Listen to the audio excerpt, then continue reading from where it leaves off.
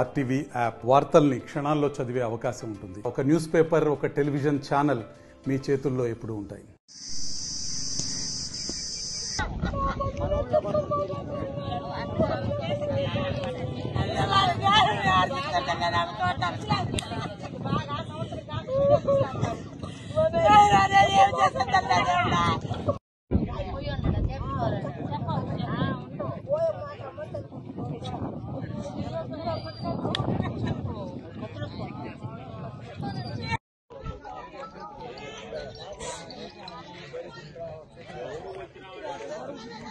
నా పేరు కార్తీక్ అండి. మాది పర్లకొండ గ్రామం. ఈరోజు పొద్దున 7:30 ఆ టైంలో వచ్చేసి మా తమ్ముడు ఇంటి దగ్గర నుంచి ఎరువు ఎత్తుకుని వచ్చాడు చేలోకి అని చెప్పి. తర్వాత 9 గంటలకు ఇంటికి రాకపోయేతలకి మా మామది పక్క తోట కాబట్టి మా మామని పంపించాను నేను. ఇక్కడికి వచ్చేతలకి ఆ పిల్లోడికి ఎవరో ఇట్లా చంపేసి పడేస్తున్నారు. మేము ఇంటి ఇక్కడికి వచ్చి చూసిన తర్వాత మేము పోలీసులకు ఇట్లా కంప్లైంట్ ఇచ్చాము. మీకు మామూలుగా తగాదాలు మీకు ఎవరి మీద అనుమానం అయితే ప్రజెంట్ అయితే ఏం లేదన్నా. ఏదైనా ఫోన్ ఏదైనా వెరిఫికేషన్ చేసి ఏదైనా తెలుస్తారు తెలియదు. ప్రజెంట్ అయితే ఏదైనా పర్సనల్ ఉన్నా మాకు చెప్తాడు. ప్రజెంట్ అయితే ఏం లేవు. గోపి అనే వ్యక్తి వయస్సు 25 సంవత్సరాలు ఉంటుంది. పర్లకొండ గ్రామస్తుడు, కలవాయి మండలం, నెల్లూరు జిల్లా.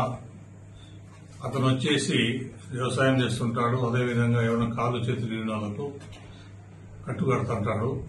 ఈ దినం ఈరోజు ఉదయం 7 గంటల సమయంలో అతని పర్లకొండ సమీపంలోని అతను వ్యవసాయ భూములకు వెళ్లడం జరిగింది. ఆ టైంలో కొంతమంది వ్యక్తులు, గుర్తు తెలియని వ్యక్తులు ఏటకులతో తల మీద, భుజాల మీద, చేతుల మీద నరికి చంపడం జరిగింది. రక్తం మడుగులు పడి ఉన్నాడు.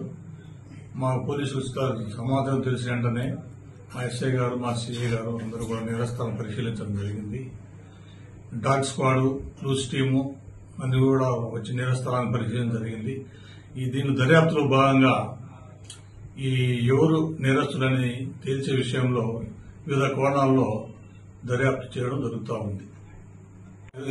త్వరగా ముద్దాయిని కూడా అతి త్వరగా గుర్తించి వాళ్ళు అరెస్ట్ చేయడం కూడా చేసేదానికి మేమంతా కూడా 4 టీమ్స్ పెట్టడం జరిగింది. 4 ఎస్ఐ తోటి 4 టీమ్స్ డివైడ్ చేసి ముద్దాయిల కోసం వాళ్ళని గుర్తుపెట్టేదానికి అన్ని కోణాల్లో సిడిఆర్లు అన్ని కూడా అనలైజ్ చేసి వాళ్ళని ఐడెంటిఫై చేయడానికి ప్రయత్నం చేస్తాం. మరిన్ని వీడియోస్ కోసం ఛానల్ ని సబ్స్క్రైబ్ చేయండి. లేటెస్ట్ అప్డేట్స్ కోసం వాట్సాప్ ఛానల్ ని ఫాలో చేయండి. అండ్ లింక్ డిస్క్రిప్షన్ లో ఉంది.